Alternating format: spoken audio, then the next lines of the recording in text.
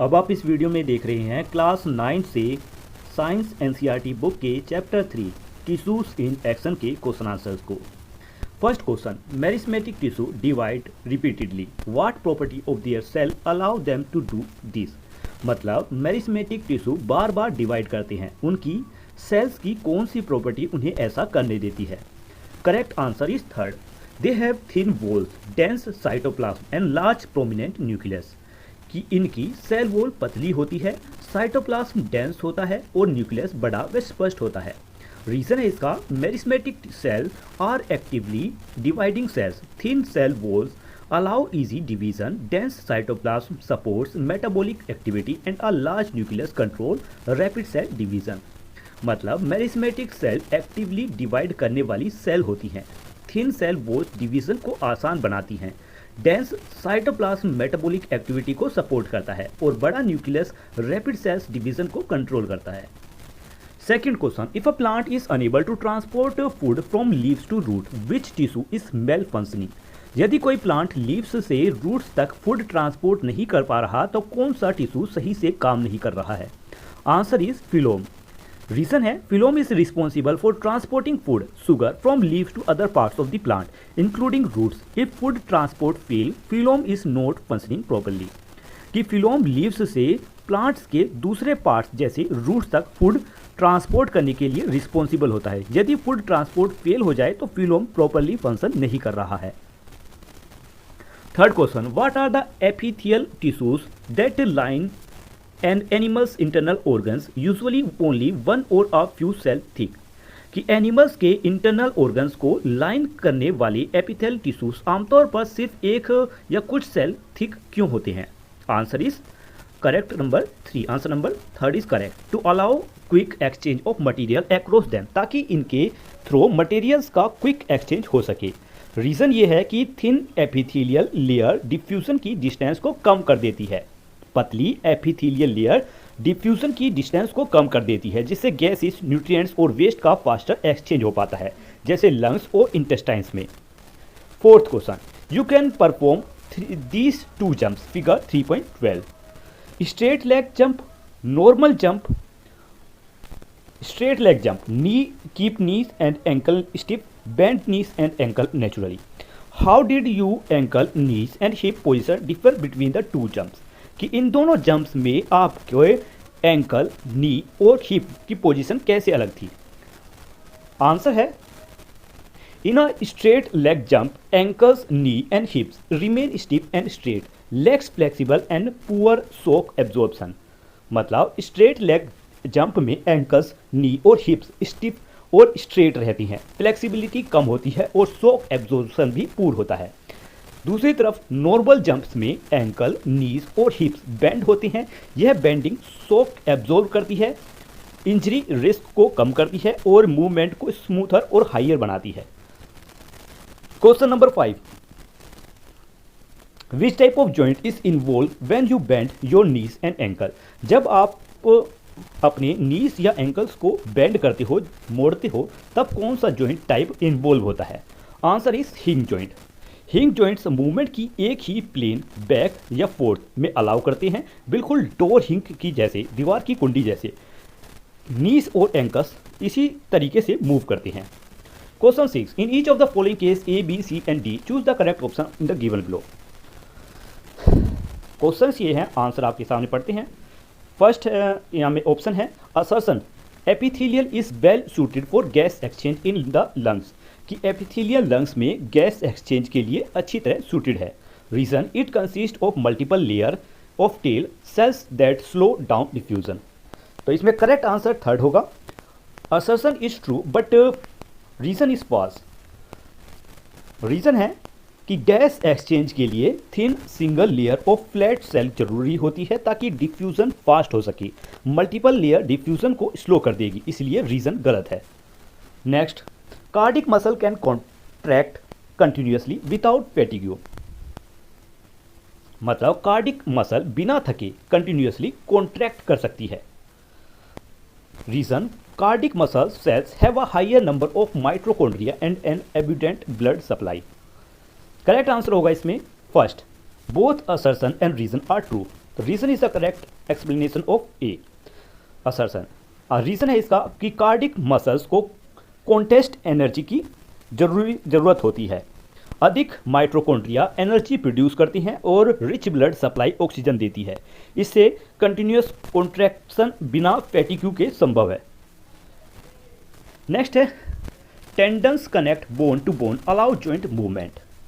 Reason tendons are made of tough connective tissue that transmit force from muscles to bone. कि tendons tough connective tissue से बने होते हैं जो muscles से बोन्स तक फोर्स ट्रांसमिट करते हैं। Correct answer is fourth. Assertion is false but reason is true. Tendons connect muscles to bone, not bones to bone. That is the job of ligament. However, tendons do transmit force from muscles to bone, so the reason is correct. मतलब tendons muscles को bone से जोड़ती हैं, bone को bone से नहीं। वह काम लिगामेंट का होता है, लेकिन टेंडन्स मसल्स से बोन तक फोर्स ट्रांसमिट करती हैं, इसलिए रीजन सही है। नेक्स्ट, इन अ हिंग joint movement occurs primarily in one place. Reason the bone end are shaped to allow sliding in all direction. Correct answer is 3. Third, the assertion is true but reason is false. Reason is hinge joint allow movement in only one direction. Sliding in all directions happen in other joints like gliding joint. So the reason is correct कि hinge joint केवल एक direction में movement allow करता है, जबकि दूसरी direction में slide करने के लिए दूसरे जॉइंट्स होते हैं जैसे ग्लाइडिंग जॉइंट, इसलिए रीजन इसमें गलत है। क्वेश्चन 7, यहाँ पर एक ग्राफ दिया गया है, लिखा है analyse the graph in terms of this diameter of the stem over time and share the interpretation. Answer the graph shows that the diameter of the stem increase as the age of the tree increase. Graph दिखाता है कि जैसे जैसे tree की as बढ़ती है stem का diameter भी बढ़ता है। रीज़न है जैसे जैसे टाइम बढ़ता है DBH यानी डायमीटर वैल्यूज भी बढ़ती है, जैसे 4 to 8, 8 to 24, 24 to 28, 30 to 40 centimetre, इस तरीके से। यह लेटरल मेरिस्टेम में एक्टिव सेल डिवीजन के कारण ग्रोथ में यानी मोटाई में कंटिन्यूस ग्रोथ को दिखाता है। Next, this increase not perfectly uniform showing that growth rate may vary over time depending on condition. कि यह इंक्रीज पूरी तरह यूनिफॉर्म नहीं है, जिससे पता चलता है कि ग्रोथ रेट कंडीशंस के अनुसार टाइम के साथ बदल सकती है। Next question, what is the relation between the diameter of the teak tree to the annual rings form. Answer the diameter of the teak tree increase with the increase in the number of annual ring. कि teak tree का diameter annual ring की संख्या बढ़ने के साथ बढ़ता है। Reason है इसका each annual ring represent 1 year of growth.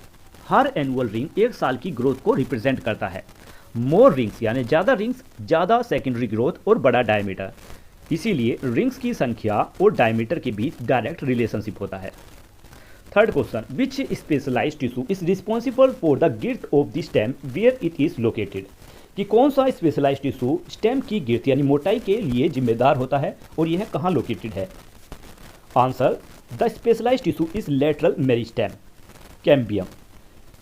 Reason, it is responsible for secondary growth, increase in growth. It is located along the side of stem, forming a ring between xylem and phloem.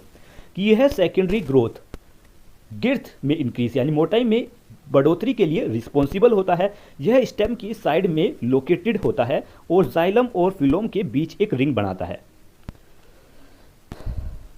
Next, which function of the tree is hampered by D barking.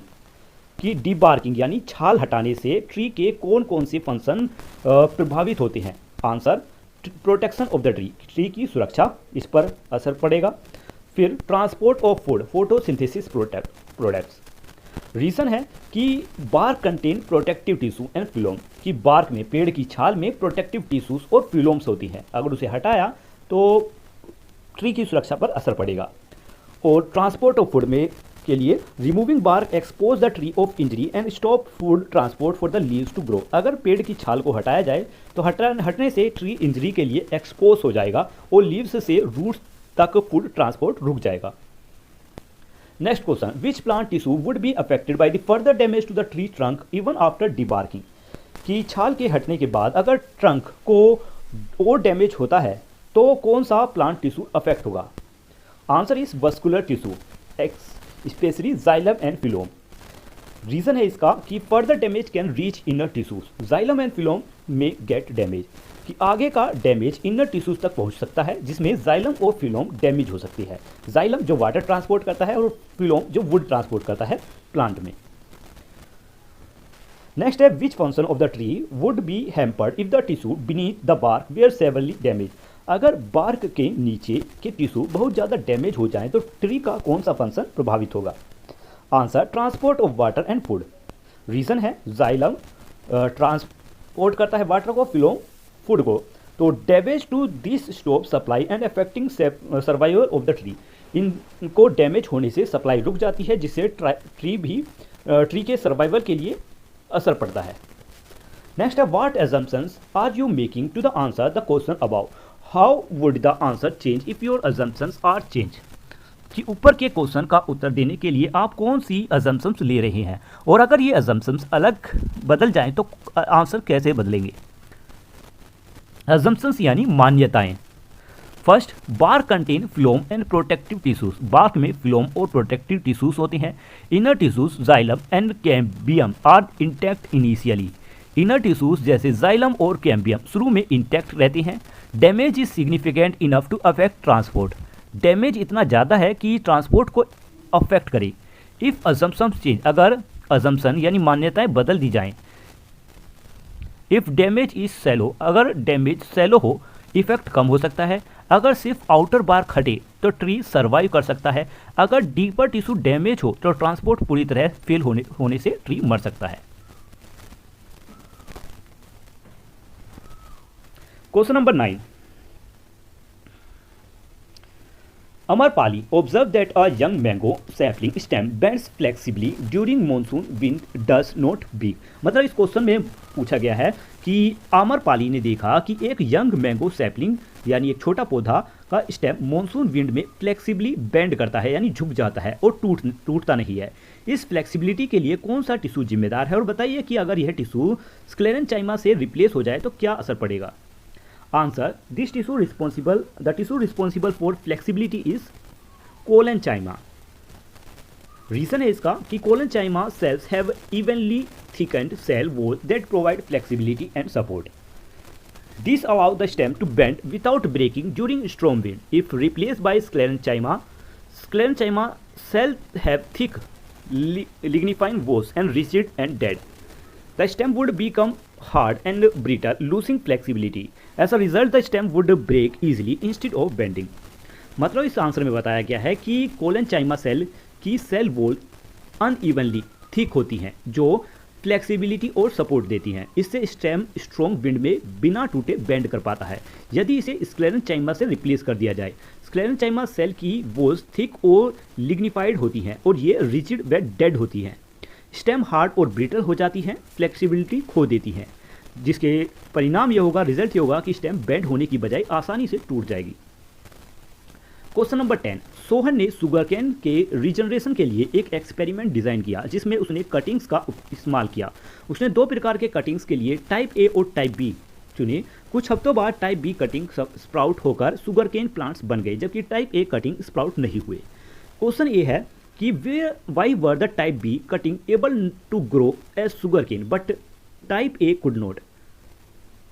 Answer is type B were able to grow because they contain nodes with buds meristematic tissue. कि type B grow कर पाए क्योंकि उनमें nodes के साथ birds यानी meristematic tissues मौजूद थे। रीजन ये है कि nodes contain intercalary meristem which has actively dividing cell. This cell help in regeneration and new shoots formation. Type A cutting likely lacked node so no growth occurred. मतलब nodes में intercalary meristem होता है जिसमें actively dividing cell होती हैं। ये cell regeneration और नए शूट्स बनने में मदद करती हैं। टाइप ए कटिंग में शायद नोड्स नहीं थे इसलिए ग्रोथ नहीं हुई। Next question number 2, what difference was present in type B compare to type A. Answer, type B has nodes buds meristematic tissues while type A did not. Next question, what observation or measurement was made to determine whether this change had an effect? यह पता लगाने के लिए कि इन changes का effect हुआ या नहीं, कौन सी ऑब्जर्वेशन या मेजरमेंट की गई। Answer, the observation made was whether the cutting sprout and developed into new plants. Observation यह की गई कि कटिंग स्प्राउट हुए या नहीं और नए प्लांट में डेवलप हुए या नहीं। Reason, growth, sprouting and shoot formation indicate successful regeneration. Type B showed sprout while type A did not, proving the effect. मतलब growth, sprout, shoot formation successfully regeneration को दर्शाता है। टाइप बी में sprouting नहीं हुई यानी पौधा अंकुर नहीं हुआ, जबकि टाइप ए में मतलब टाइप बी में हुआ, जबकि टाइप ए में एक नई कली या नई पौधा नहीं फूटा। इससे इफेक्ट साबित होता है। Question 4, what parameter should be keeped the same for both types of cutting to ensure a fair comparison. दोनों प्रकार की कटिंग्स के लिए कौन कौन से पैरामीटर सेम रखने चाहिए ताकि फेयर कंपैरिजन हो सके। Answer, amount of water, soil type and nutrients, sunlight exposure, temperature and environmental condition, size length of cutting except the node difference. Reason is keeping all other factors constant ensure that the only variable affect growth is the presence or absence of nodes। कि सभी दूसरे factors को constant रखने के से यह सुनिश्चित होता है कि ग्रोथ पर असर डालने वाले केवल एक फैक्टर नोड्स का होना या ना होना है। Question number 11, discuss the during the discussion in class. कि क्लास में चर्चा के दौरान रोहन कहता है कि टिश्यूज समान यानी सिमिलर सेल्स का समूह है जो सिमिलर फंक्शंस करते हैं, लेकिन राजीव फैक्ट देता है कि यह सिंपल टिश्यूज के लिए सही है लेकिन कॉम्प्लेक्स टिश्यूज के लिए थोड़ा अलग है। तो आंसर है इसका कि Rohan statement is correct for simple tissue but Rajiv is also correct for complex tissue. मतलब दोनों ही सही हैं। Reason, simple tissue like parenchyma, collenchyma और sclerenchyma are made of similar cell performing the same function. Complex tissues like xylem and phloem are made up of different types of cells that work together to perform a common function, like transport. Therefore, a tissue is not always made of similar cell. Complex tissues have different cells working together. इसीलिए tissues हमेशा similar cell से नहीं बना होता। Complex tissues में अलग अलग sales मिलकर काम करते हैं। Question number 12, coconut husk fibres are used for mats which are tough and fibrous. Which tissues has structural features suitable for providing this strength. Explain why living parenchyma could not serve the same purpose। कि coconut husk fibre का इस्तेमाल mats बनाने में होता है जो tough और fibrous होता है। कौन सा टिश्यू ऐसी स्ट्रेंथ देने के लिए सुटेबल है और बताइए कि लिविंग पैरेंचाइमा वही काम क्यों नहीं कर सकता। आंसर है कि इसमें जो टिश्यू है वो है sclerenchyma. Reason, sclerenchyma cell have thick lignified walls making them very strong and rigid. कि स्क्लेरेंचाइमा सेल्स की वॉल थिक और लिग्निफाइड होती हैं जिससे वे बहुत ज़्यादा स्ट्रॉन्ग और कठोर होती हैं। This provides the toughness need for coconut husk fibre. यह कोकोनट हस्क फाइबर के लिए बहुत टफनेस यानी मजबूती देता है। Why parenchyma can not serve the same purpose.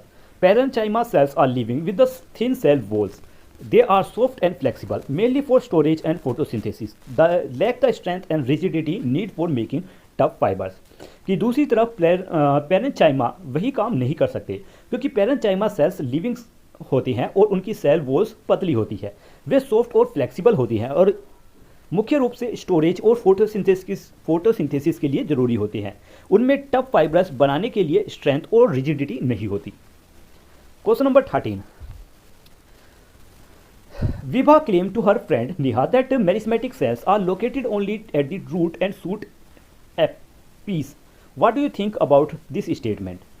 What question can Neha ask Vibha to help her understand further if the statement is incorrect? कि विभा अपनी दोस्त नेहा से कहती है कि मेरिस्मेटिक सेल्स केवल रूट्स और शूट्स पर ही पाई जाती हैं। आप इस स्टेटमेंट के बारे में क्या सोचते हो? अगर यह गलत है तो नेहा कौन सा क्वेश्चन पूछ सकती है ताकि विभा बेहतर समझ सके। This statement is incorrect. Reason, merismatic tissues are found not only at apical region, root और shoot tip।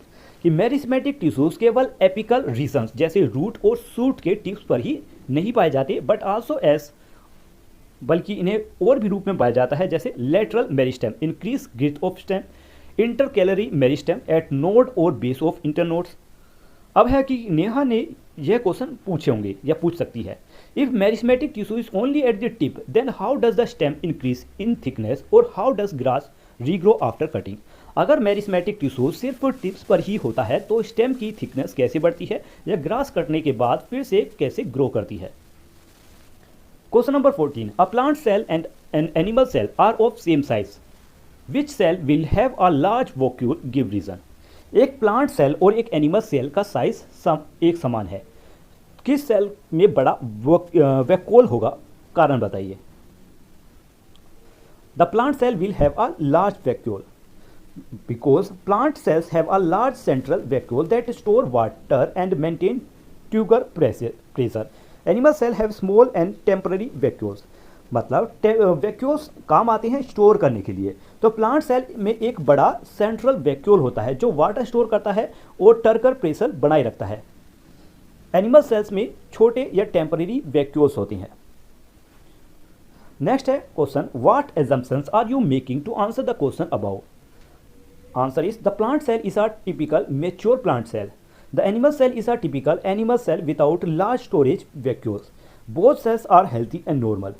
Reason, vacuole size can vary depending on cell types and conditions. So we assume standard textbook condition कि vacuole का size cell type और conditions के अनुसार बदल सकता है, इसलिए हम स्टैंडर्ड टेक्स्ट बुक कंडीशंस मानते हैं। Last question, a text book states each plant tissues.